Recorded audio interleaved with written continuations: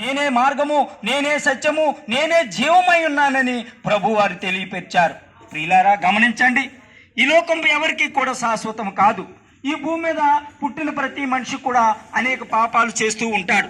ఆ పాపాలు తొలగిపోవడం కొరకు యేసు ప్రభు ఈ లోకానికి వచ్చి మన పాపముల నిమిత్తము, మన దోషముల నిమిత్తము, మన అపరాధముల నిమిత్తము ఆయన మంచి యవనకాల రక్తాన్ని కార్చి ఆయన విలువైన ప్రాణమును మన కొరకు బలిదానముగా ఇచ్చాడండి. ప్రియులారా గమనించండి, మరి యేసు ప్రభుని నమ్మినట్లయితే, ఆయన విశ్వసించినట్లయితే మీరు కూడా పరలోకం రాజ్యం చేరతారండి. అందరూ కూడా, ఏ ఒక్కరు కూడా, మరి మనిషిగా పుట్టిన ప్రతి మనిషి కూడా ఎవరు కూడా నశించిపోవటం ప్రభువారికి ఇష్టం లేదు.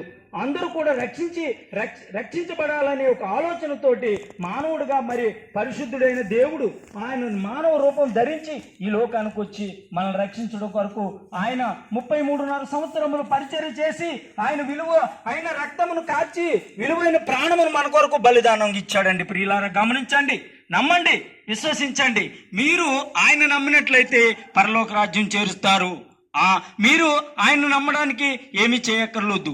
మీ నోటితో మీరు, తండ్రి ప్రభువా నా పాపములు, నా దోషములు, నా అపరాధములు క్షమించని మీ నోటితో మీరు ఒప్పుకున్నట్లయితే ప్రభువారు మీ దగ్గరకు వస్తారు, మిమ్మల్ని రక్షిస్తారు. మీ అందరి కొరకు చిన్న ప్రార్థన.